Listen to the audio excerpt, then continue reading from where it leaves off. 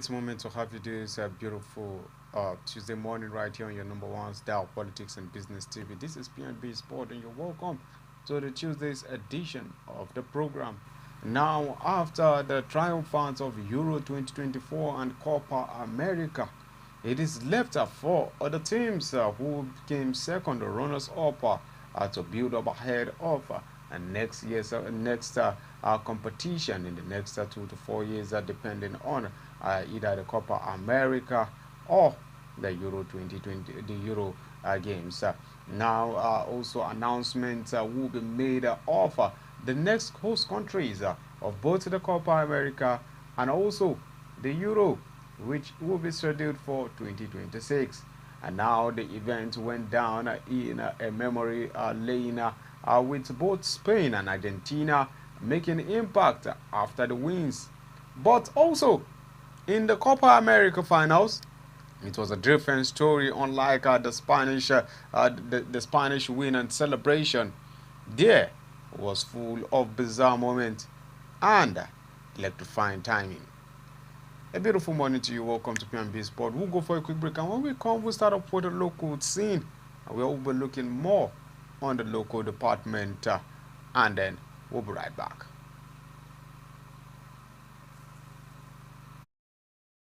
Right here is where you can catch the brilliance of Mbappe, the scoring power of Kane, Ronaldo's, and all of the greats fighting for the glory to be crowned the kings of Europe. Don't miss the unbeatable action of all 51 games of Europe's biggest football event, the Euro 2024 live.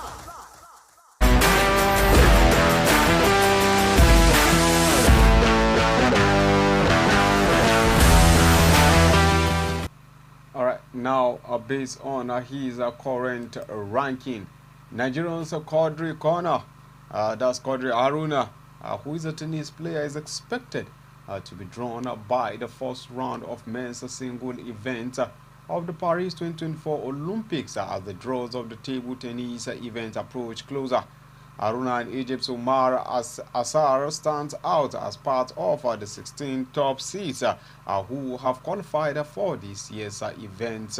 Aruna, who made history as the first African to reach the quarterfinal of the table tennis event at the Euro Olympics Games in 2016, currently holds the 19th world ranking, while Assar, who is the second African to reach the quarterfinals, is rated second, 22nd in the world, and the official seeding for the games will be based on the July 16 ITTF World Cup World Rankings.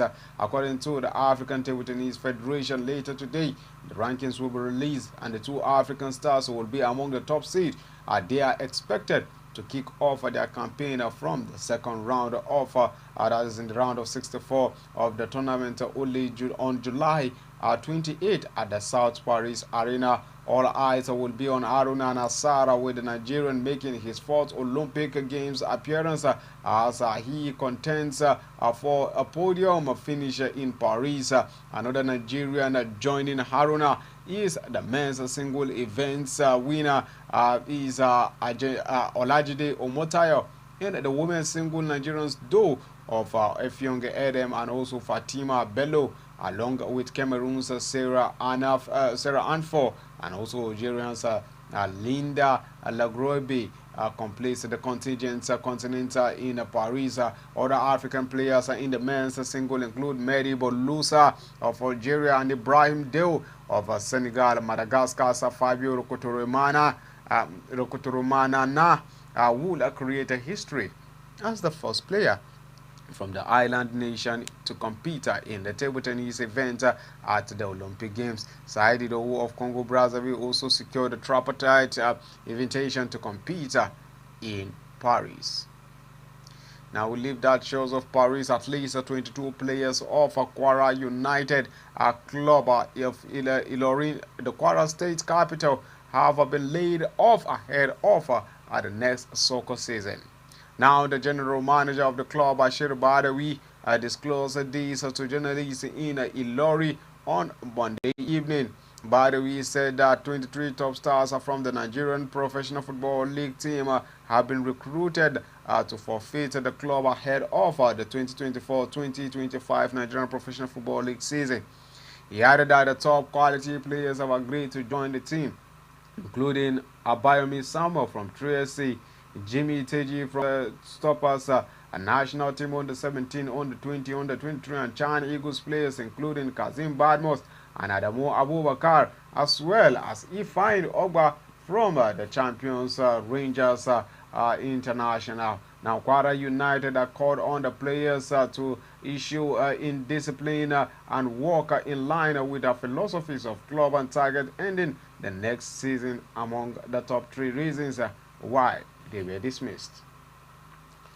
Well, let's go straight to Enugu State, where the governor Pintamba has gifted a total sum of 15 million naira to Rangers International for emerging champions of the 2023-2024 Nigerian Professional Football League season. Now, reports coming in from the government house is that the governor made the donation, and when he hosted the team to a banquet hall at the government house in Enugu, he reiterated his commitment to support the team in their continental engagement while applauding the management, players, and coaching crew for achieving such a great feat. According to the governor, he says he had the pleasure of hosting Rangers International Football Club of Enugu for winning the Nigerian Professional Football League game season at the government house, where he announced a total sum of 50 million naira and other non-cash gifts that will immortalize and implant them in their states. Congratulations to the boys there and to the Enugu State government. Thank you very much for that gesture.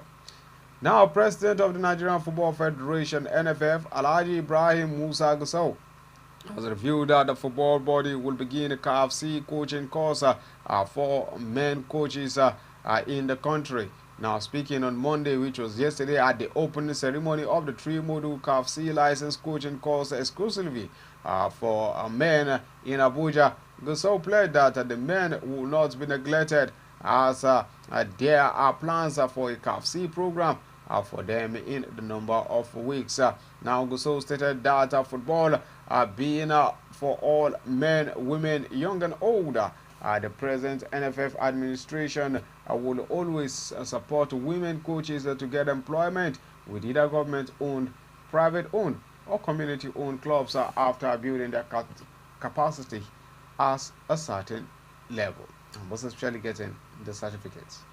Now, still mentioning Ibrahim Gusau, who is the NFF president, he praised the engineer Lanre Adeleke as he announced that the national under-15 male team at the Future Eagles and its female counterparts will be training at the Lanre Leke Sports Academy in Ilogbo.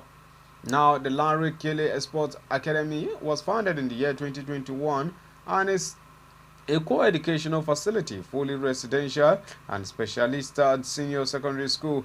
The nation's apex football egghead, who was on a working visit to Osun State, had a first-hand assessment of the level of football development in the state, and also saw the sport facilities put in place by the state government and private individuals.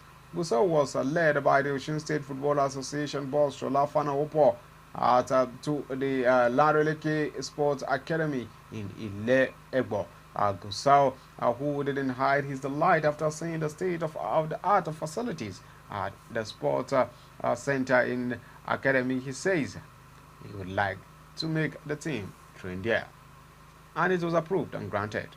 Now, in preparation for the Olympic Games, the Nigerian Super Falcons have lined up to face their counterpart from Canada in an international friendly slated for later this month. Super Falcons under coach Randy Wardrop have been in a close camp in Seville, Spain, ahead of the Olympics. Now, the Nigerian Football Federation yesterday made it known that Falcons will clash with Canada in a friendly game behind closed doors, a final test before the Olympics. However, the Super Falcons will be taking on the reigning Olympic champions Canada in a closed door friendly on 17th, which is tomorrow as the final test before flying to France for Olympic Games. The federation says Falcons and Canada clash at the last FIFA World Cup in Australia and New Zealand, and it ended a 1-1 draw apiece to both teams. Now let's go straight to African Soccer Body CAF, as the body have sent out messages to all participating clubs in the UEFA Champions, in the Champions League and also CAF Confederation Cup, who don't have an approved stadium to get one before the commencement of the leagues. Now, the Confederation of African Football last week released the list of the stadiums approved to host upcoming Champions League and also Confederation Cup, and no Nigerian clubs have an approved venue. The football body on a Monday afternoon said all the teams without approved stadium must communicate their adopted venue to CAF on or before July 22nd, which is next week Monday. And the body further stated that a failure to do so means CAF will schedule the game for any stadium of its choice. Rangers International and Remo Stars will play in the Champions League, while Yimba International Academy Warriors will slug it out in the Confederation Cup. Big trouble ahead of them? Or probably it's an easy ride. Well, let's look at some much established leagues like the Nigerian Professional Football League. They don't have it on their agenda, talking about the VAR. Now, Tanzania Premier League has decided to kickstart the use of the video assistant referee, a VAR. A VAR was introduced into the game by FIFA to reduce errors in the games, especially in deciding a goal or a goal-bound move.